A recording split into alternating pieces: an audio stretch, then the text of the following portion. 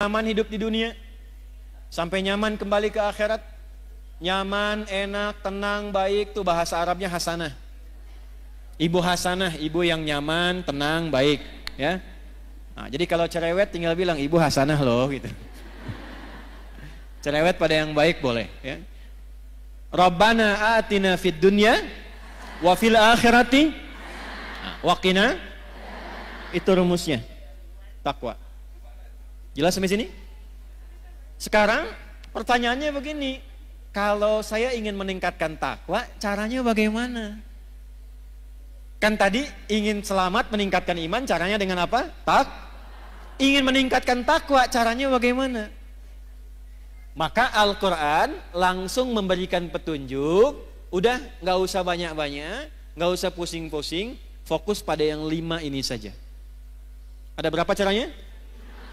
Yang 5 ini, ibu tolong bikin tabel. Tabel tuh bagan begini ibu ya. Ini nih. Bikin kotak. Terus sama ibu di sini kasih nomor bu. 2, 3, 4, 5. 1, 2, 3, 4, 5. Sudah? Ini tuliskan amalnya. Nomor, amal, ini checklistnya. Buat di apa bahasa soreangnya, dicontreng, ya. Nah, gitulah. Lihat sini. Saya ingin meningkatkan iman, caranya dengan takwa. Dengan takwa hidup saya mudah, dengan takwa hidup saya nyaman, dengan takwa insya Allah terjamin selamat dunia akhirat. Bagaimana cara meningkatkan takwa? Bagian ketiga ini. Wala tamutunna illa wa antum. Wawunya pakai ataf. Dan jagalah takwa ini sepanjang engkau hidup. Jangan sampai engkau wafat kecuali engkau menjaga takwa ini. Bagaimana cara menjaganya ya Allah? Wa antum muslimun. Jagalah 5 pokok yang takwa sebagai seorang muslim. Di terjemahan diartikan kecuali engkau menjadi seorang apa? Muslim. Muslim itu artinya orang yang mengamalkan Islam. Saya ulangi. Muslim itu artinya orang yang mengamalkan apa? Ibu senang bahasa Arab gak? Kenapa pelan suaranya? Kalau enggak, jawab aja. Enggak, gitu. Enggak apa-apa, Bu. Enggak harus pelan-pelan. Ya, jawab, Bu ya. Jawab. Kecuali kalau akad nikah diam bisa. Ya, kalau ibu dilamar, anak ibu misalnya ya, dilamar, diam. Itu harus pastikan, Bu. Diam itu tanda setuju. Kalau tidak setuju, jawab. Karena kaidah usul fikihnya mengatakan begini, as-sukutu alamatu heeh. Diam itu tanda setuju. Ya. Nah, kalau pertanyaan begini disampaikan, nah kita tinggal gambarkan saja kecenderungannya kemana untuk diulas. Ibu senang bahasa Arab gak? Gini, kalau ada 4 huruf, misal Islam, maka kalau kita mau bentuk jadi orang, tinggal tambah mu depannya sebelum akhirnya i.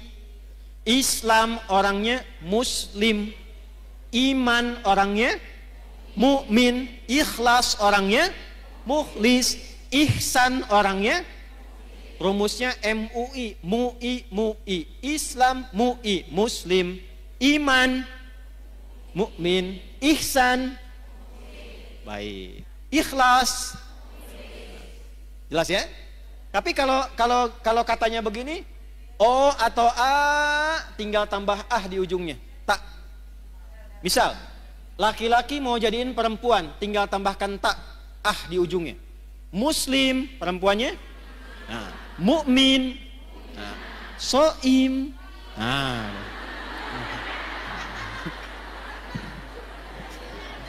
Dah sini. Sudah. Biar nggak ngantuk. Muslimun orang-orang Islam. Muslim itu orang yang mengamalkan Islam. Apa itu Islam? Angkat tangan. Apa itu Islam? Ya ibu, mangga bu. Quran? Berserah diri 100.000. Saya serius.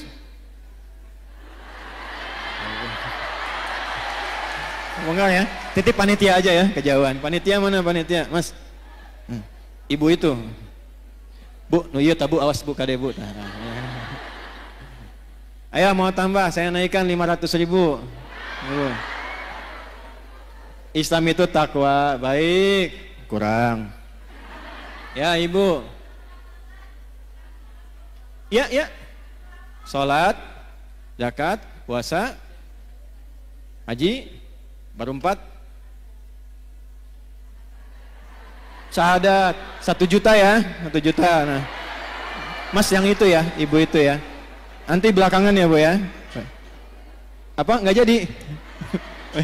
Baik. Nah sekarang saya naikkan. Tahu dari mana ibu jawabannya itu? Udah cukup. Ini udah saya tulis nih. Hadis Muslim nomor hadis yang ke-8, riwayat Umar bin Khattab. Dah tahan sini, lihat sini. Fokus. Ya Allah, saya ingin meningkatkan takwa, caranya bagaimana? Kata Allah, kamu jadi orang Islam yang baik. Amalkan ajaran Islam, jaga sampai meninggal. Kalau kamu jaga ajaran ini sampai meninggal, kamu selamat sampai pulang. Kita tanya balik, ya Allah, ajaran Islam yang pokok itu mana saja? Maka dijawablah oleh Nabi, jawaban ini diungkapkan oleh Umar bin Khattab, disampaikan kemudian dirangkum oleh Imam Muslim, dituliskan di kitabnya nomor hadis yang ke-8 sampai ke kita. Apa jawabannya? Ketika Nabi ditanya mal Islam, kata Nabi, 1, antashhada an la ilaha illallah wa anna Muhammadar Rasulullah. Amal pertama syahadat, syahadatain. Wa tuqimas salat, wa tu'tiyaz zakat, wa tasuma ramadan, wa tahujjal baita in istata'ta ilaihi sabila. Haji atau umrah? Haji atau di sini maksudnya kalau belum mampu untuk haji bisa menunaikan apa? Umrah. Maka yang didahulukan hajinya. Saya checklist hajinya. 5. Bu, 5 ini aja jaga sampai meninggal. Insya Allah selamat. Ibu mau dagang? Boleh. Tapi pastikan ibu punya syahadat. Karena ini kuncinya. Ibu mau sekaya apapun, sehebat apapun, suami punya kedudukan apapun, syahadatnya nggak ada, nggak bisa selamat di akhirat bu.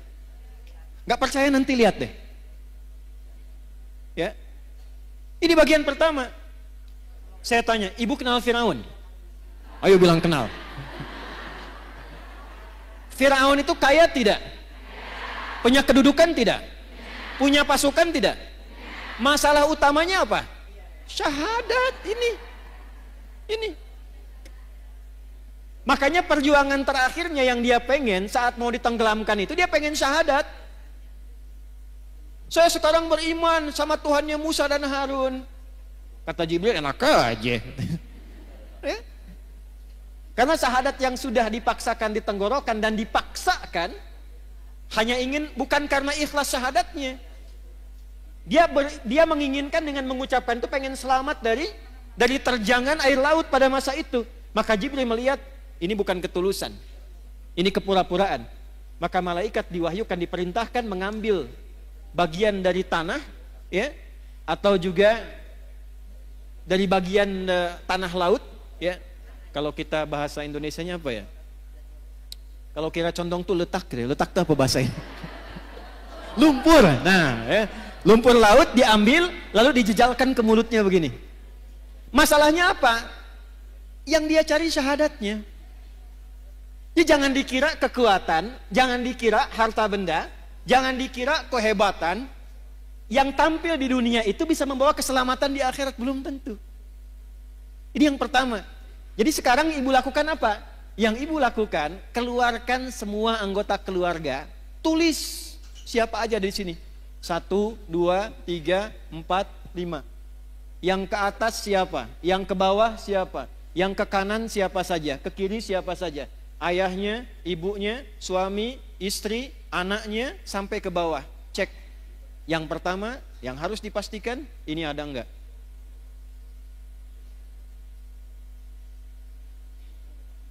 Gimana syahadatnya suami? Istri bagaimana? Ibu? Anak-anaknya? Keluarganya? Ini nomor 1, letakkan urutan pertama. Buka Quran surah 52 ayat 21. At-Tur. Quran surah 52 ayat 21. Saya tanya ibu dulu sebentar. Ibu mau ketemu anaknya lagi nggak di akhirat? Mau kumpul nggak dengan keluarganya? Dengan suaminya? Kenapa pelan? Lihat sini. Ternyata yang pertama ditampilkan Quran itu bukan bekal harta, bukan kedudukan. Jadi kalau ibu punya suami, punya anak, punya kedudukan, punya harta banyak, itu tidak menjamin mengumpulkan kembali di akhirat. Walladzina amanu, iman dulu. Wattaba'athum dzurriyyatuhum biimanin alhaqna bihim dzurriyyatahum. Dan para orang tua yang punya iman diikuti oleh anak cucunya, sekeluarga, kerabatnya semua beriman, kami akan kumpulkan kembali, kata Allah. Aku kumpulkan kembali satu keluarga itu di taman surga semuanya. Wa ma alatnahum min amalihim min syai'. Dan tidak akan aku sia-siakan amal mereka untuk menguatkan iman itu. Jadi kalau ibu ajarkan anak dari kecil supaya kenal Allah, itu ditulis, Bu, diperintahkan malaikat tulis tuh. Kadang-kadang mesti menjewer anak supaya dekat dengan Allah, itu ada bekas. Di hari hisab, di antara tanda yang Allah perintahkan pada malaikat cari pada diri anak, ada nggak bekas pendidikan orang tua kepada anaknya supaya anak kenal Allah? Pernah nggak ada begitu? Begitu anak ingin menjauh dari Allah, susah diingatkan. Ibu belai misalnya begini, nak, itu bekas belayannya itu nanti akan jadi tanda di yaumil hisab. Dulu saya kecil itu dijewer begini, kalau ngumpet ngaji. Maghrib TV mati, sembunyi dimanapun akan dicari. Saya pernah kecil ingin ngetes aja, dicari enggak? Saya sembunyi di bawah lemari asisten rumah tangga, saya masuk situ. Ternyata asisten rumah tangga diperintahkan oleh ibunda kami cari Adi sampai ketemu. Harus ngaji di hadapan ibu. Kalau nekat dijewer.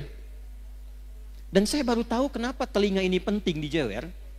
Ternyata di sini ada bagian sensitivitas dari saraf yang bisa menggerakkan juga ya bagian dari dalam diri manusia itu untuk menstimulus kepintarannya muncul. Tapi bukan berarti pulang dari sini ibu jewer semua anaknya, bukan. Saya mau katakan kenapa orang tua dulu kalau mendidik anak kadang suka dijewer gitu. Ya, ternyata itu ada bukti ilmiahnya sekarang. Jangan potong videonya ya. Sekarang suka ada kontainer potong-potong video. Kontainer tuh yang suka bikin konten, ya. Udah, sini udah ya. Jadi Islam tuh sampai mengatur begitu, Bu. Ya, jangan sampai awas mendidik dengan cara menyakiti. Makanya saya suka koreksi terjemahan-terjemahan itu. Anak usia 7 tahun, ajari dia sholat. Kalau 10 tahun dia belum mau sholat, maka apa? Tuh, kan? Bu main pukul aja. Terjemahnya bukan begitu. Idrib itu artinya memberikan contoh sampai mengerti. Dari kata doroba itu artinya memberi contoh. Innallaha la yastahyi ayyadriba mathalan ma ba'udatan fama fau. Ngasih contoh. Maksudnya apa? Anak sudah 10 tahun malas sholat, ibu berikan contoh kepada dia supaya dia mengerti tentang pentingnya sholat. Hukumannya berupa contoh. Contohnya apa? Uang jajannya jangan kasih dulu, TV-nya yang kesukaan dia matikan dulu, sampai dia ngerti akses menuju itu mesti sholat. Kalau dia tanya kenapa sih mesti sholat, nah sholat itu mendekatkan kita dengan Allah. Ini loh Allah yang ngasih mama TV itu Allah, yang ngirim uang ke mama itu dari Allah, yang ngasih kita kenyamanan hidup itu Allah. Cara terima kasih kita sama Allah sholat. Kamu dikasih sama paman uang, kamu ucapkan terima kasih. Kita dikasih sama Allah berupa banyak kenikmatan, ini cara terima kasihnya sholat. Itu caranya. Sampai dia mengerti. Tidak harus memukul. Kalau di Arab budayanya memang begitu, tapi bukan menyakiti. Kadang tepak begini gitu. Itu contohnya. Paham? Satu, Bu. Bagaimana cara menjaga syahadat? Maka cabangnya ini, Quran surah 47 ayat 19. Fa'lam annahu la ilaha. Fa'lam, maka cepatlah belajar, mesti punya ilmu. Jadi syahadat pun ada apa? Ada ilmu. Izin ya Bu ya, syahadatnya checklist dulu. Tapi kalau ibu checklist, menjaganya juga nggak mudah kalau tanpa ilmu. Karena akan tiba masanya syahadat itu mudah ditukar. Ada bencana bawa sembako, syahadat ditukar dengan sembako. Ada yang ditukar dengan biskuit. Anak ibu hati-hati yang perempuan-perempuan. Tiba eranya tidak mudah. Datang orang, sekarang dengan kalimat aja bisa hilang syahadat, Bu. Aku mencintaimu asal engkau mau ikut denganku. Nah, bahaya. Terjadi sekarang? Maka butuh ilmu untuk menguatkan syahadat itu. Karena itu kuncinya. Kata Nabi, Miftahul Jannah, kunci surganya itu terletak pada syahadatnya. Jelas? Ilmunya ada di mana? Nih, gak usah tinggi-tinggi Bu bahasnya ya. Apalagi mohon maaf sekali, saya sering perhatikan orang awam banyak berdebat di masalah pembahasan akidah yang tidak ada manfaat untuk dirinya. Yang penting itu membuat kita kenal Allah cukup. Gak usah terjebak dalam perdebatan ini bagaimana, itu bagaimana. Saya nggak ngerti, bahasan dulu para ulama diskusi, sekarang jadi konsumsi awam. Salahnya kadang-kadang sebagian kurang bisa menjaga. Di antara yang ceramah itu membahas pokok-pokok yang harusnya nggak disampaikan kepada awam. Itu kalangan diskusi di kalangan para ulama. Ar-Rahmanu 'alal arsy istawa, yadullahi fawqa aydihim. Ini orang bikin konten berantem sama ini, berdebat dengan yang ini. Padahal yang belum tentu memberikan faidah untuk dirinya. Orang tua kita ngajarkan dari dulu, wallahu a'lamu bimuradih. Bagi orang awam cukup kenal Allah, cukup paham tentang bagaimana kita menyembah Allah, jaga itu sampai meninggal, selesai. Makanya ketika Nabi mengajarkan menjaga tauhid pada orang-orang awam, pada sahabat-sahabat beliau yang awam, itu diajarinnya simpel, Bu. Cuma diajarkan surat Al-Ikhlas. Satu di antara 3 surat Qul yang jadi favorit umat akhir zaman. Qul huwallahu ahad, Qul a'udzu birabbil falaq, Qul a'udzu birabbin. Ini tahu dari mana itu? Nih dalilnya dari Sayyidah Aisyah, riwayat Al-Bukhari. Ada sahabat yang saking dekatnya dengan Allah, kenal Allah, dia hobi sekali baca kulhu. Jadi mainnya kulhu terus, Bu. Rakaat kedua. Ya, walaupun rakaat pertama misalnya Ad-Duha, Al-Insyirah, Al-A'la, yang keduanya selalu kulhu. Dikomplainlah kemudian, ya, beberapa sahabat ngomplain itu, kamu kenapa sih main kulhu terus? Baca kulhu terus? Maka disampaikan kepada Nabi, inilah hebatnya Nabi sallallahu alaihi wasallam. Nabi tidak memberikan vonis, tidak langsung memberikan hukum, dipanggil orangnya ditanya, kenapa engkau senang baca kulhu di rakaat kedua? Kata sahabat ini, ya Rasulullah, di dalam kulhu itu ada sifat-sifat Allah yang indah. Saking kenalnya Allah, senang dengan kulhu karena menemukan di situ kebenaran Allah dan sifatnya yang indah. Saya mencintai Allah, karena itu saya senang baca kulhu, karena di situ ada sifat Allah, saya cinta pada Allah. Maka turunlah berita, sampaikan Muhammad kepada sahabat itu, karena dia cinta Allah, Allah pun mencintainya. Hadisnya sahih. Dan ketika cinta Allah diturunkan, ringan seluruh hidupnya. Ini, Bu. Maka latihan belajar tafsirnya. Qul huwallahu Allahus lam yalid walam yakul lahu. Nah, yang disebut Allah itu kalau jadi Tuhan, standar Tuhan itu nggak boleh sama dengan makhluk. Walam yakul lahu kufuwan. Itu gampang sekali. Kalau menetapkan Tuhan harus beda dengan makhluk karena ini khalik. Kalau ada satu sifat yang sama berarti bukan Tuhan. Sepakat? Contoh, manusia melahirkan tidak? Lahirkan. Manusia berpasangan tidak? Manusia punya anak tidak? Manusia itu makhluk atau khalik? Baik, kalau manusia berpasangan, maka Tuhan nggak boleh berpasangan. Kalau ada sifat Tuhan berpasangan, berarti sama dengan makhluk, bukan Tuhan. Manusia melahirkan dan dilahirkan, berketurunan, punya keturunan. Tuhan nggak boleh punya keturunan. Tuhan tidak boleh berpasangan. Tuhan tidak boleh melahirkan. Sebab kalau Tuhan punya sifat makhluk, berarti ada potensi makhluk bisa jadi Tuhan. Jelas? Ini simpel banget, logis. Dan kita diajarin itu. Pada akhirnya, walam yakullahu kufuwan. Kalau ibu sudah bertaut kepada Allah dengan kalimat ini, maka Allahus Samad. Apapun masalah kita akan bergantung pada Allah. Ibu baca Al-Ikhlas ini, sampai ibu merasakan dalam hati bahwa ibu punya Allah. Saya punya Allah. Itu kalau kalimat itu sudah ada dalam hati, saya punya Allah, semua hidup akan terasa ringan, Bu. Ketika ibu punya masalah di rumah tangga, dan semua orang mengatakan mustahil, tapi ibu merasa punya Allah, itu ringan, saya punya Allah.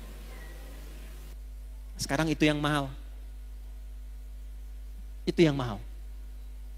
Karena tidak sedikit umat Islam saat ini belum memantapkan kalimat surat Al-Ikhlas itu ke dalam jiwanya, sehingga belum apa-apa sudah mengeluh. Alih-alih kembali kepada Allah, kebergantungan kepada makhluk begitu tinggi. Karena ini belum menancap pada kalbunya. Di hadis Abu Sa'id Al-Khudri, Bu, ada sahabat bilang begini, ngapain sih baca surat itu terus?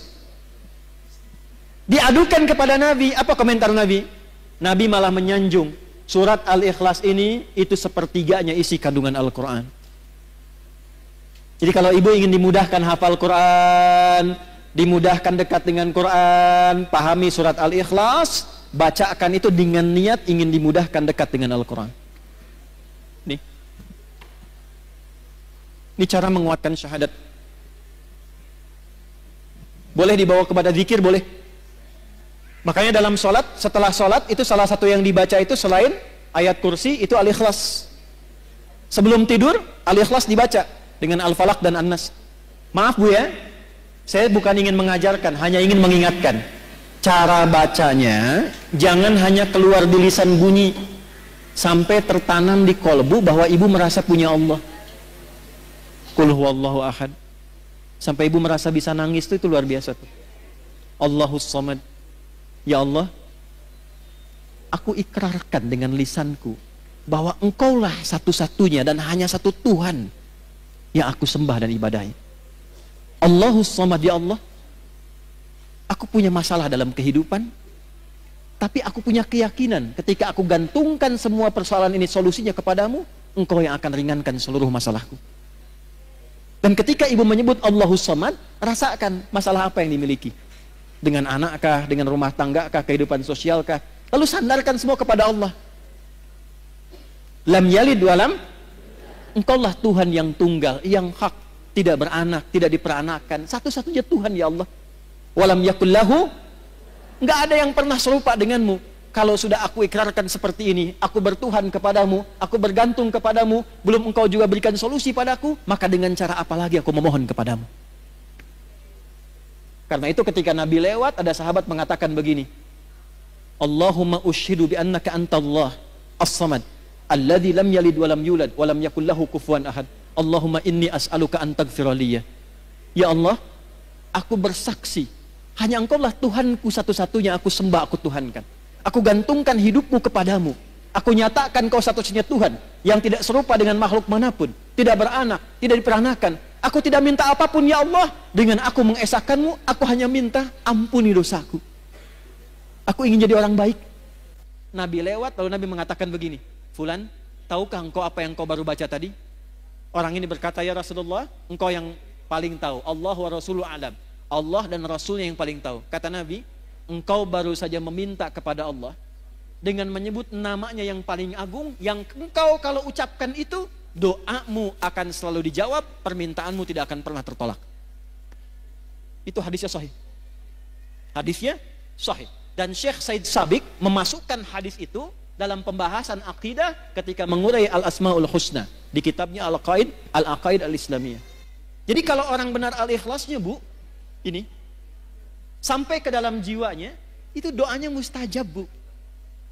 Karena dia merasa punya Allah. Tuh. Nah ini yang diminta ini udah nyambung belum sama Allah nih. Kadang lisannya kemana, hatinya kemana. Ibu baca subhanallah. Satu kali belum nyambung, wajar. 2 kali belum connect, wajar.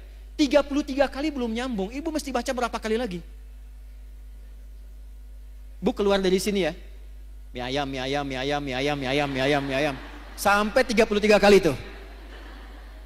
Saya yakin sampai mau tidur ibu akan ingat mie ayam itu. Gak percaya silahkan. Mie ayam, mie ayam, mie ayam, mie ayam, mie ayam. 33 kali. Minimal ibu akan cari kan? Ibu tiap hari Bu, subhanallah, subhanallah, subhanallah. Dari 33 ini, bagian keberapa yang sampai ke dalam hati? Ke-9, 10, 11? Alhamdulillah, alhamdulillah, alhamdulillah. Lisan ibu alhamdulillah, tapi tuntunan nikmat mintanya makin terus banyak. Sudah dikasih sepeda, minta motor. Dikasih motor, minta mobil lagi. Padahal baru alhamdulillah, sepeda saja belum pernah dibawa menunaikan sholat 5 waktu di masjid. Seringnya sepedaan, kadang dibawa sampai ke pulau lain, sepedaan dengan teman yang lain, belum pernah diantarkan jadi saksi di akhirat bahwa dia pernah mengantar orang ini sholat di masjid, pernah ikut pengajian, dan itu akan dihisab. Sepeda belum dipakai ibadah, sudah minta motor. Motor belum dipakai ibadah, sudah minta mobil. Kadang Allah tahan, bukan gak pengen ngasih. Fulan, pakai dulu ibadah supaya hisabmu ringan. Kan kamu baru bilang alhamdulillah tadi. Itu. Allahu Akbar. 33 kali, kali 5 tuh. 165.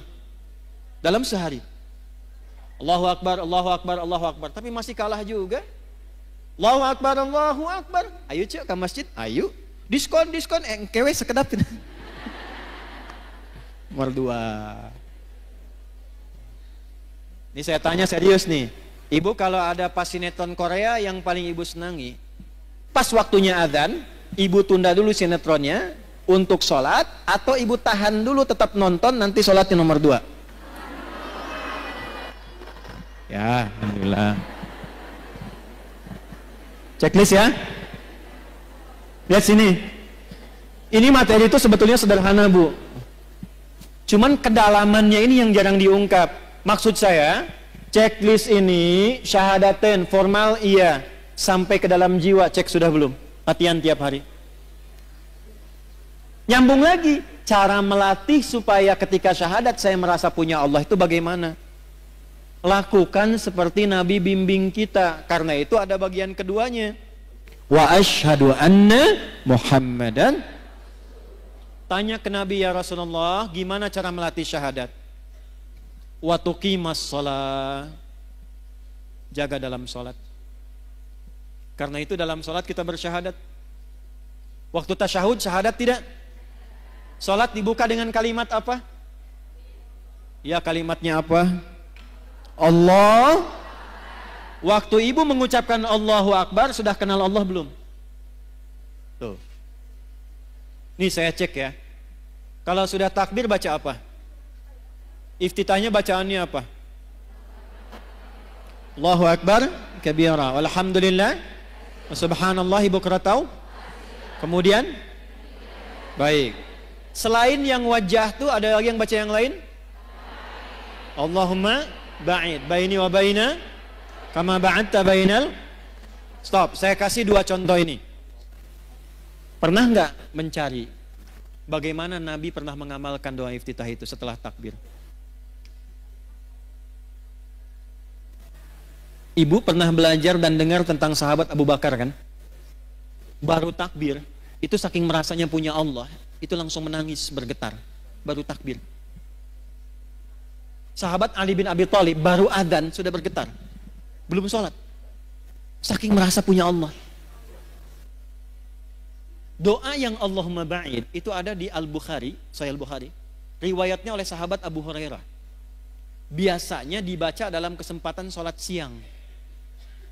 Subuh, duhur, asar, sholat siang. Yang wajah tuh ada di Sunan Abu Daud. Biasa diamalkan oleh Nabi pada malam hari. Sanadnya nanti tersambung melalui Imam Ali bin Abi Thalib radhiyallahu taala anhu. Jadi kalau yang Allahumma ba'id dari Abu Hurairah, yang wajah itu dari sahabat Ali bin Abi. Pertanyaannya, kenapa yang wajah itu sering dibaca malam, sementara Allahumma ba'id sering dibaca siang? Walaupun boleh baca wajah itu, subuh boleh, siang boleh, nggak dilarang. Ada 12 doa iftitah, Bu. Boleh-boleh saja, sah. Tapi yang mau saya katakan, kenapa sering dibacanya di waktu itu? Perhatikan caranya. Ketika tangan diangkat, buang urusan dunia ke belakang. Kalau pengen khusyuk sholatnya, pasrahkan urusan kita kepada Allah. Jadikan Allah yang maha agung, yang lain gak penting. Buang urusan dunia ke belakang. Kenapa sholat jarang khusyuk? Karena ketika takbir dunianya masih dibawa. Allahu Akbar, oh diskon ini sekian, ini jemuran belum diangkat, ini masuk. Buang ke belakang. Pasrahkan kepada Allah. Enggak, ini ada kitabnya, ya. Ada beberapa kitab, kita simpulkan saja dengan cepat karena waktunya tinggal 5 menit. Lihat sini. Allahu Akbar, angkat tanganmu sejajar dengan pundakmu di sini, hadwaman kibaihi, atau sejajar daun telinga di sini, hadis An-Nasai. Tapi dua makna ini artinya apa?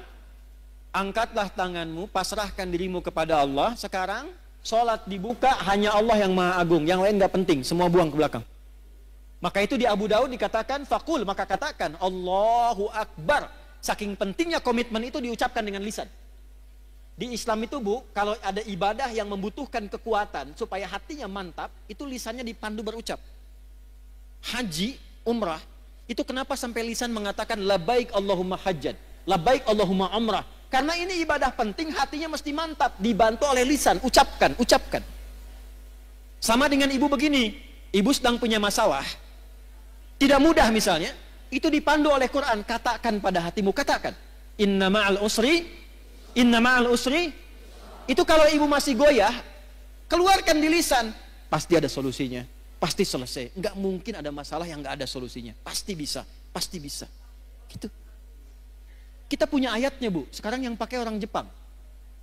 Dulu saya SD 94-95 itu di TPI itu ada sore-sore sekitar jam 5:30 acara Benteng Takeshi.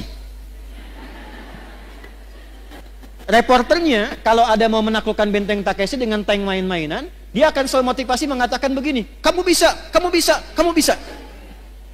Sekarang itu dipakai di Korea, di anak-anak TK, itu kalau mau masuk dia mengatakan begini, harus lebih daripada Jepang, kita bisa, harus lebih daripada Jepang. Jadi kalau Jepang bikin ini, mereka bikin ini. Sekarang mereka dengan percaya diri tinggi maju. Kita punya ayatnya. Gak pakai punya ayat. Oh. Balik ke tadi, angkat tangan, rasakan punya Allah. Nah, karena sahabat Abu Bakar ini merasa punya Allah, beliau ini merasa takut kalau sholat pun masih membawa salah. Makanya ketika siang, kenapa siang baca Allahumma ba'id? Saya tanya pada ibu, dibandingkan dengan malam dan siang, mana di antara dua waktu itu yang banyak kita beraktivitas, siang atau malam? Hukum mengatakan, semakin banyak beraktivitas, semakin besar potensi salahnya. Lisan yang banyak bicara, akan banyak berpotensi salah dibandingkan yang banyak diam. Mata yang banyak melihat, akan mungkin banyak salah lihat dibandingkan dengan orang yang terpejam. Demikian seterusnya. Maka kenapa dalam siang, itu sering dibaca Allahumma ba'id, karena ibu perhatikan maknanya. Begitu takbir, tangan ditutup begini. Ini ada riwayatnya, Bu. Ada riwayatnya. Kalau saya ulas terlalu panjang, saya langsung ke iftitah saja. Allahumma ba'id baini wa baina khataaya. Ya kecil yang pendek itu penting sekali. Ya kecil yang pendek itu pengakuan. Khataaya jamak dari kata khati'ah, banyak salahnya. Ya-nya pengakuan. Terjemahnya begini. Ya Allah, aku merendahkan diriku di hadapanmu dalam sholat ini. Dan aku mengakui dalam sholat ini pun aku banyak membawa kesalahan dalam hidupku. Tapi aku pun meyakini bahwa engkau memiliki rahmat yang tidak terbatas. Ba'id baini wa baina khatayaya kama ba'adta bainal masyriqi wal maghrib. Maka aku mohon dengan limpahan rahmatmu, jauhkan aku sejauh-jauhnya dengan kesalahan-kesalahan yang telah aku perbuat, ya Allah. Sebentang engkau jauhkan antara timur dengan barat yang tidak pernah bertemu. Maksudnya, aku tidak mau melihat kesalahanku lagi saat dihisab di hari kiamat nanti. Allahumma naqqini minal khataya kama yunaqqa thawbul abyadu minad danas. Ya Allah, kalau kesalahanku ini seperti noda dalam baju, maka dengan rahmatmu, jadikan aku bersih kembali dalam menunaikan sholat ini, seperti noda dibersihkan dari pakaian. Allahumma ghsilni bil ma'i wa thalji wal barad. Ya Allah, sekotor apapun dosa yang aku bawa dari ujung kepala sampai ujung kaki, mohon hilangkan dengan sholat ini, seperti pakaian yang dicuci dengan air yang sangat jernih dan dingin. Jadi ketika takbir, baca Allahumma ba'id, itu sambil dobat, sambil tobat, sambil ingat dosamu. Jadi begitu takbir Allahumma ba'id baini wa baina khatayaya, ibu bayangkan saat sholat itu membawa salah apa sebelum sholat? Salah ucap kepada anak, salah sikap kepada suami, salah pikiran, salah tutur kepada kedua orang tua, bahkan sudah meninggal masih salah sangka. Gak nyangka ya ibu saya dulu begitu, nyangka. Orang yang bilang gak nyangka sedang nyangka. Maka ketika bertakbir mengucapkan tadi sambil tobat dia. Ini ada sejarahnya bu, asalnya begini sholat itu, irsal. Makanya di mazhab Maliki masih begini. Kenapa kemudian setelah itu dituntun begini sedekap? Karena ada orang datang ke Nabi sebelum waktu sholat, ngaku punya kesalahan. Ya Rasul, saya berbuat salah begini tadi. Saya nggak ingin dihukum di akhirat, pengen diselesaikan di dunia, hukum saya. Tibalah waktu sholat, kata Nabi, kita sholat dulu, nanti habis sholat kita selesaikan. Au kama qala. Begitu sholat, turunlah Quran surah 11, Hud ayat 114. Aqimis sholata tarafain nahar, wa zulatan minal lail, innal hasanati yudhibnas sayyiat. Maka selesai salam, Nabi meninggalkan tempat sholat, dikejar oleh orang ini. Ya Rasul, tadi saya minta dihukum dulu, saya punya salah. Saya nggak mau dihukum di akhirat. Kata Nabi, au kama qala, Allah sudah menurunkan satu ayat yang menghapuskan kesalahanmu tadi. Aqimis salata, tunaikan salat dengan benar. Tarafain nahar wa zulafam minal lail. Naharnya didahulukan di kedua sudut siang dan bagian waktu malam. Innal hasanati yudhibnas sayyiat. Kalau engkau kerjakan sholat dengan baik, maka sholat itu akan membimbing engkau menghilangkan keburukan-keburukanmu. Yang sering banyak kesalahan terjadi, bukan karena faktor luar, tapi karena tak mampu mengendalikan nafsu yang ada dalam diri ini. Ini, di sini tempatnya. Ada orang lewat gak nyapa ibu, terus ibu simpulkan, sombong ya dia, iya ya. Padahal dulu saya yang bantu dia loh, katanya. Mungkin dia sedang buru-buru bu. Mungkin sedang ingin ke dokter, mungkin sedang sakit gigi. Cuman karena salah kesimpulan di sini, akhirnya yang terjadi salah persepsi, salah sangka, terjadilah kemudian hal yang tidak diinginkan. Maka apa yang terjadi? Ini yang salah. Biasanya yang kurang-kurang baik digambarkan dengan yang kiri. Ini bukan ngarang-ngarang ya. Ini ada ilmunya, ada kitabnya. Nadharat fi ma'ani shalah, asrarus shalah. Di antara kitab-kitab yang menuliskan tentang makna dalam gerakan dan bacaan sholat. Kenapa kiri didahulukan begini? Ingin menunjukkan pesan begini. Yang pertama, sumber keburukan manusia itu ada di sini. Kalau salah menjaga, seringkali berbuat salah digambarkan dengan yang kiri. Kalau engkau pernah berbuat salah, tutupi dengan kebaikan tangan kananmu dan jaga kehadiran hatimu ini supaya engkau jadi orang baik untuk selamanya. Makanya ketika ibu bertakbir dalam sholat, Allahu Akbar, tangan ini komitmen bahwa ibu akan berubah jadi orang baik. Karena merasa punya Allah. Itulah kalau malam kenapa yang dibaca wajah tuh, ya, bahkan ditambahkan dulu dengan doa pembuka. Allahu Akbar kabira itu bu, satu di antara 12 doa iftitah. Ditambahkan wajah tuh, itu gabungan dua doa. Yang satu menghadirkan Allah dulu supaya merasa punya Allah. Allahu Akbar kabira, alhamdulillahi katsira, wa subhanallahi bukratan wa asila. Tertanamlah rasa punya Allah dalam hati dengan kalimat itu. Baru dibaca. Wajjahtu wajhiya lilladzi fataras samawati wal ard hanifan muslima wa ma ana minal musyrikin. Inna salati wa nusuki wa mahyaya wa mamati lillahi rabbil la syarikalah wa bidzalika umirtu wa ana awwalul muslimin. Perhatikan kalimatnya. Ya Allah, di keheningan malam ini aku pasrahkan diriku sepenuhnya padamu. Engkaulah Tuhanku. Kalau aku selama ini sholat, selama ini ibadah, aku selama ini hidup, perhatikan, atau engkau wafatkan aku di detik ini ya Allah, hamba pasrah. Lillahi rabbil alamin, hanya untukmu saja penguasa segala alam. Tapi bila engkau beri kesempatan aku hidup setelah sholat ini, aku ingin berjanji menjadi pribadi yang lebih baik dan tidak akan pernah musyrik selama hidup. Jadi wajah itu perjanjian kita kepada Allah dengan komitmen mengatakan, ya Allah, aku merasa punya Tuhan, engkaulah Tuhanku, karena aku bertuhan kepadamu, aku berjanji akan jadi orang baik dan menyiapkan bekal sebelum pulang kepadamu. Pernah nggak ada rasa itu sebelum kita sholat? Itu yang saya maksudkan checklist. Pentingnya ngaji itu. Jadi nggak usah bahas yang tinggi-tinggi yang nggak kita butuhkan dalam tanda petik. Ini aja dulu supaya selamat. Anak udah sholat belum? Sekolahnya bagus, bangunannya bagus, modern, bayarannya mahal, trennya bagus, tapi nggak bisa sholat. Coret bu. Untuk apa? Ibu yang ngandung dia, ibu yang melahirkan berjuang dengan kematian, ibu yang memberikan ASI, ibu yang dihisab. Terus ibu tempatkan anak itu di tempat yang tidak mengenal Tuhan yang memudahkan ibu lahiran. Memudahkan anak itu dalam kandungan. Terus ketika ibu meninggal, dia pun gak mampu menyolatkan ibu. Lantas untuk apa selama ini pengorbanan yang ibu lakukan? Ini penting saya katakan, karena saya pernah menangani kasus dulu di Jakarta. Awal-awal saya kembali dari Tripoli. Tentang hukum anak meng-hire orang-orang lain untuk menyolatkan kedua orang tua yang meninggal. Karena dia gak tahu cara nyolatkannya bagaimana. Pada sekolah tinggi sampai ke luar negeri. Checklist bu, latihan dari kecil anak-anak. Dari kecil, kenalkan Allah. Zakat, punya cita-cita ya bu ya.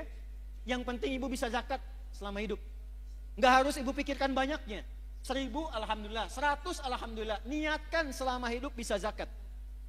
Usaha. Kalau cuman pengen kaya, yang belum punya iman pun sudah banyak bu yang kaya. Itu bukan persaingan. Beda cara berpikirnya, saya ini dagang supaya saya bisa zakat. Karena saya punya Tuhan, namanya Allah. Saya pengen taatin Allah. Saya pengen bisa infak. Ya Allah beri kemampuan saya untuk zakat. Bulan ini 25 juta aja ya Allah. Zakat itu berapa persen? 2,5%. Jadi kalau ibu minta zakat 25 juta, ibu minta rezeki 1 miliar itu. Zakat. Walaupun 100 ribu, walaupun 100 rupiah, maksud saya begini, ketika nanti dihisab di hari kiamat, dipanggil, Ibu Siti Aisyah, syahadat, checklist, salat, checklist, zakat, checklist, nggak akan dilihat bu, malaikat itu nggak senang gosip, nggak ada kata malaikat, Ibu Aisyah cuma 100 ya, iya, nggak ada, yang ada itu cuma checklistnya, zakat, checklist. Nggak akan dilihat berapa banyaknya. Kita pengen saat dipanggil dan disebutkan Iqra kitabak kafa binafsikal yauma 'alaika hasiba. Baca kitab hisabmu. Begitu dibaca, saya pernah zakat, alhamdulillah. Puasa aman karena tanpa modal. Ya kan? Aman. Yang belum aman itu masuk nggak ke waktu puasanya. Makanya banyak berdoa. Latihan, sekarang latihan puasa ya. Sehari latihan dulu. Kamis puasa lagi, nanti berhenti dulu. Sya'ban banyakin puasa sunnah. Rajab itu sehari, 2 hari, 3 hari. Ya. Nanti Sya'ban tambahin banyak, jangan kebalik. Rajabnya dibanyakin, Sya'ban berhenti. Walaupun tidak salah, tapi kalau konsep Nabi nggak begitu. Kalau Rajab itu misalnya Senin puasa, nanti Kamis puasa lagi. Pekan depannya puasa lagi sehari. Kalau Sya'ban dibanyakin. Senin puasa, Selasa enggak, Rabu puasa, Kamis enggak, gitu kan? Nah, Jumat enggak lagi misal gitu kan, ya. Nanti Ramadan full. Checklist. Haji, jangan salah baca, manis tata'a ilaihi. Perhatikan cara menerjemahkannya. Bagi siapa yang ingin mampu berhaji. Terjemahan pertama, yang mampu haji. Terjemahan kedua, yang berusaha mampu haji. Beda atau enggak? Kita hanya dituntut berusaha mampu haji. Maka dari sekarang nabung. Walaupun sebulan 100 rupiah, enggak apa-apa 100 rupiah. Niatnya dituliskan. Dia tidak berhaji selama hidupnya, meninggal dunia sebelum haji. Tapi tabungannya tercatat niat hajinya. Maka ketika dihisab, fulana, dibuka kitabnya, Masya Allah, usahanya untuk berhaji, niatnya haji mengantarkan dia pada anugerah mabrur di sisi Allah, sekalipun dia belum berhaji. Niatnya. Jelas? Ini 5 ini Bu. Checklist ini aja. Cuman mohon maaf, nanti Sab Muslimah juga saya kasih arahan ya. Ibu dari pengajian-pengajian, yang 5 ini dalami, perdalam dengan topik pengajian. Jadi kalau pengajian bikin kurikulum supaya terarah ngajinya. Saya kan sering bilang pada ibu begini, ibu perempuan, lahir perempuan, tumbuh perempuan, sekarang pun masih perempuan, meninggal sebagai perempuan. Pernah enggak mengeluarkan ayat-ayat tentang perempuan dalam Al-Quran? Sebagai anak perempuan bagaimana? Sebagai istri perempuan tugasnya apa? Sebagai ibu bagaimana? Kalau jadi nenek seperti apa? Sampai meninggal, pernah enggak dikeluarkan? Sampai persiapan meninggalnya. Itu aja dulu. Nanti yang pokok dalami, sholat yang khusyuk bagaimana, jaga syahadat bagaimana, cara supaya kerjanya berkah, dapat harta, bisa dipakai zakat bagaimana. Ya sebentar, waktu habis katanya. Ya, kemudian puasa dan cita-citakan haji. Jelas? Saya mau kasih amalan, mau? Insya Allah kalau ini diamalkan, yang 5 ini akan mudah. Amalnya sederhana. Usahakan tiap hari baca Al-Quran. Saya ulangi ya. Usahakan tiap hari baca Al-Quran. Walaupun 1 ayat. Tapi jangan yang 1 ayat 1 huruf. Nun, lumayan. Usahakan ya. Yuk saya ajarkan doa. Ibu boleh rekam, atau yang gak sempat rekam, ini kan nanti direkam. Sekarang live gak? Live ya. Nah, nanti bisa potong dari sini doanya. Boleh diikuti juga. Allahumma ja'alni. Ulangi. Allahumma ja'alni ahlal Qur'anil Karim waj'alil Qur'ana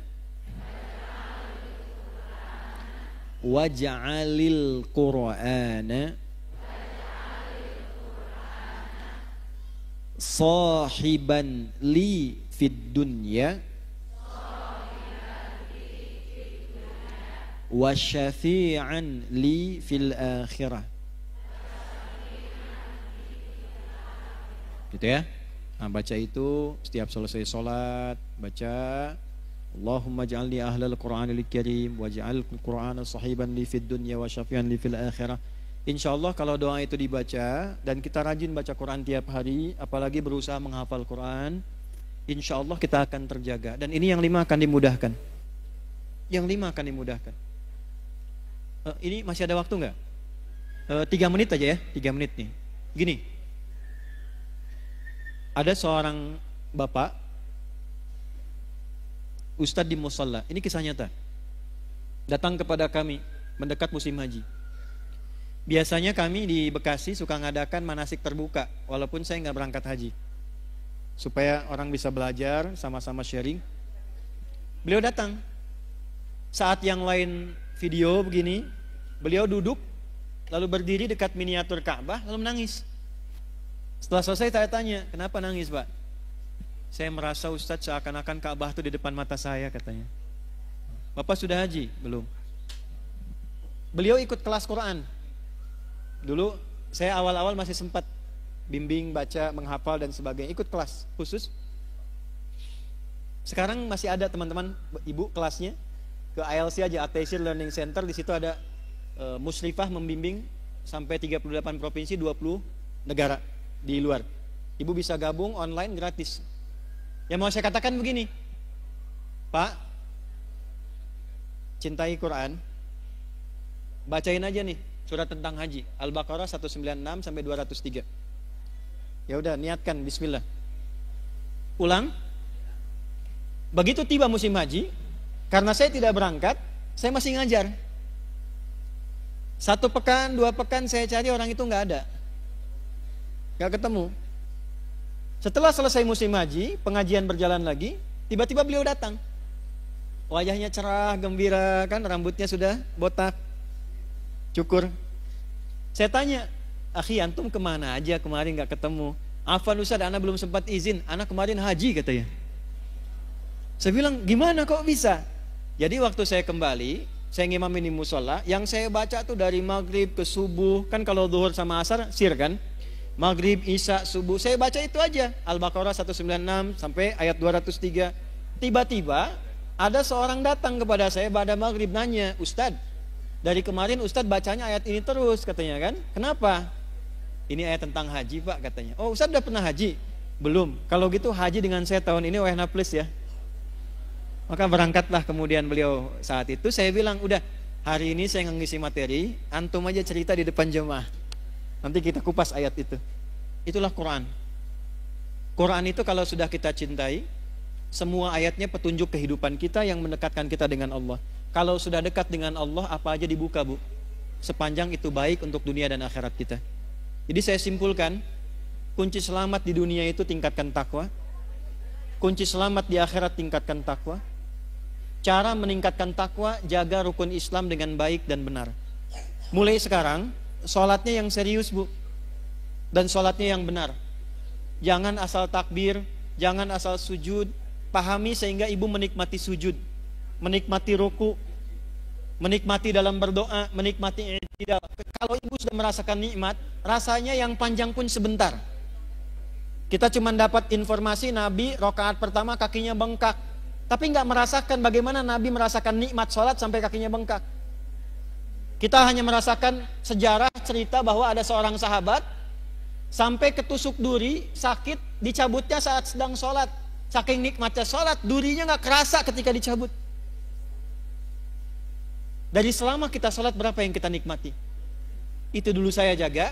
Kalau itu dijaga, manfaatnya insya Allah kita akan peroleh. Mudah-mudahan akan jadi lebih baik. Tinggal kita butuh contoh.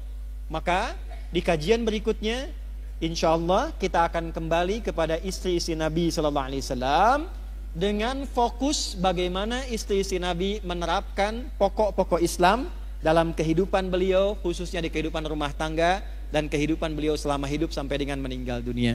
Itu kajian hari ini. Kita akhiri dengan doa. Mudah-mudahan doa kita diterima oleh Allah Subhanahu wa taala. Sebelum kita berdoa, izinkan saya menyampaikan informasi. Yang pertama, bulan depan insya Allah akan dibagikan paket hafalan Quran secara gratis. Ada 3. 1 buku caranya. Yang kedua adalah isi mengulang hafalan sampai insya Allah dengan letak di mushafnya, dengan nomornya, dengan posisinya dan sebagainya. Nanti ibu tunggu aja informasinya di mana itu akan disampaikan. Insya Allah kami bagikan. Sekarang kita tunggu cetak selesai 10.000 lagi, mungkin 20.000 paket kita bagikan, kali 3 ada 60.000. Mudah-mudahan nanti cukup. Harapannya tahun ini kita punya 100.000 yang baru ahli Quran. Semoga ibu termasuk di dalamnya gitu ya. Baik. Itu nanti nggak berbayar dan bukunya wakaf, dibagikan untuk semuanya supaya semua bisa menjadi ahli Quran. Itu 1. Yang kedua, insya Allah akan dibuka program untuk pendidikan calon ulama yang perempuan. Yang laki-laki tahun kemarin sudah dibuka, sekarang yang perempuan. Ya, nanti sudah ada disiapkan tempat. Gratis belajarnya, tidak bayar sampai selesai. 2 tahun dengan kami di sini kita bimbing, dan 2 tahun di Timur Tengah. Ya, sampai selesai. Baik ya. Syaratnya gampang sekali, cuma 3. 1, perempuan.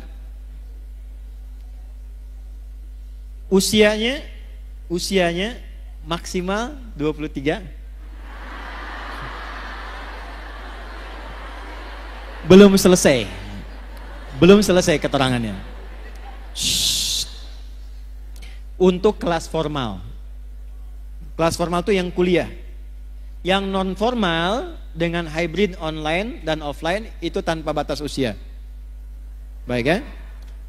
Untuk yang formal itu tinggal di asrama, di tempat belajar, makan, minum gratis, dibiayain sampai selesai, sampai gelarnya doktor, sampai S3. Syarat pertamanya perempuan, maksimal usia 23, cuman 3 gampang. Syarat keduanya lancar bahasa Arab. Dengar aja dulu ya, dengar dulu. Kalau ibu bukan termasuk di dalamnya, ibu bisa menyiapkan diri untuk tahun depan atau menyampaikan kepada koleganya yang masuk persyaratan. Yang ketiga, gampang-gampang. Hafal Quran 30 juz.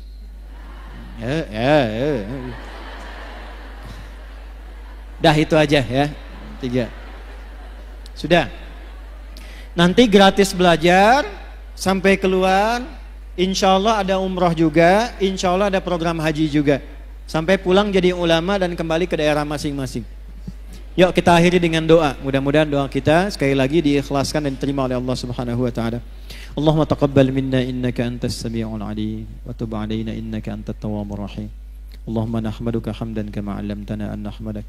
ونشكرك شكرا كما علمتنا أن نشكرك أنت المقدم وأنت المؤخر بيدك الخير إنك على كل شيء قدير اللهم صل وسلم وبارك على حبيبك الكريم رسولك المصطفى الأمين سيدنا محمد وعلى آله وصحبه أجمعين اللهم نشهد بأنك أنت الله اللهم إنا نشهد بأنك أنت الله الأحد الصمد الذي لم يلد ولم يولد ولم يكن له كفوا أحد إنا نسألك أن تغفر لنا يا أرحم الراحمين جميع ذنوبنا يا رب العالمين La tada' lana fi maqamina hadza dzamban illa ghafartah. Ya Allah, jangan biarkan ada satu jamaah pun yang datang ke kajian ini membawa lumuran dosa kecuali Engkau gugurkan dan ampuni seluruh dosa-dosanya.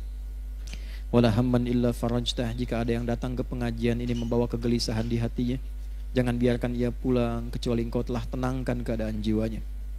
Allahumma wala asran illa yasartah. Ya Allah, Engkau yang Maha tahu. Di balik wajah-wajah yang ceria, boleh jadi memendam persoalan yang sulit dalam jiwa-jiwa di antara jamaah ini.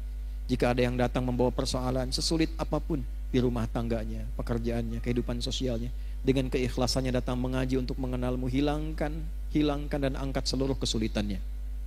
Allahumma wala maridan illa syafaitah. Jika ada yang sakit di antara kami, mohon sembuhkan dan angkat penyakitnya. Wala hajatan min hawaijid dunya wal akhirati fiha laka ridwan wa fiha lana shalah illa qadaitaha ya arhamar rahimin. Ya Allah, jika ada hajat yang tidak terucap, tersembunyi dalam hati setiap jamaah yang hadir di pengajian ini, maka mohon kabulkan permohonan doanya ya Allah, sepanjang itu baik untuk dunia dan akhiratnya. Allahumma ja'alna min ahlil Qur'an waj'alil Qur'ana sahiban lana fid dunya wa syafi'an lana fil akhirati ya arhamar rahimin. Ya Allah, jadikan kami termasuk ahli Al-Qur'an. Jadikan Al-Qur'an sebagai teman kami di dunia, sahabat bagi kami ya Allah, dan syafaat bagi kami di akhirat kelak. Allahumma barik ya Allah fi ailatina tamaman mubarakah kama barakta ibadakas salihin al-muttaqin al-mu'minin. Ya Allah, mohon berkahi semua keluarga kami yang hadir ya Allah di tempat ini. Berkahi keluarganya seperti Engkau berkahi orang-orang baik yang pernah hidup di muka bumi ini. Allahumma rzuq hadzal masjidil istiqamah ya Allah, ni'matal istiqamah fi a'maliha. Ya Allah, berkahi Masjid Istiqamah ini. Berikan hidayah dan bimbingan kepada seluruh pengurusnya dan jamaahnya untuk istiqamah memakmurkan masjid ini, menjaga ketaatan kepadamu dan jauhkan dari perbuatan maksiat. Allahumma rabbana alif baina qulubina waj'al bainana ikhwatan ya Allah fi alai dinika ya arhamar rahimin. Ya Allah, satukan jiwa-jiwa kami, hati kami untuk bersaudara dalam keislaman yang baik, berkeluarga dalam kasih sayang. Jauhkan kami dari perpecahan, bimbing kami menjadi pribadi-pribadi yang baik sampai berpulang kepadamu dalam keadaan husnul khatimah. Rabbana atina fid dunya hasanah wa fil akhirati hasanah wa qina adzabannar. Wa sallallahu ala sayyidina Muhammad wa ala alihi wa sahbihi ajma'in. Wa akhiru da'wana subhanakallahumma rabbana wa bihamdika asyhadu an la ilaha illa anta nastaghfiruka wa natubu ilaik. Walhamdulillahi rabbil alamin. Ibu, terima kasih. Maafkan saya. banyak kesalahan sampai hari ini. Semoga dengan maaf Ibu Allah berkenan mengampuni dosa-dosa kami dan keluarga. Terima kasih. Assalamualaikum warahmatullahi wabarakatuh.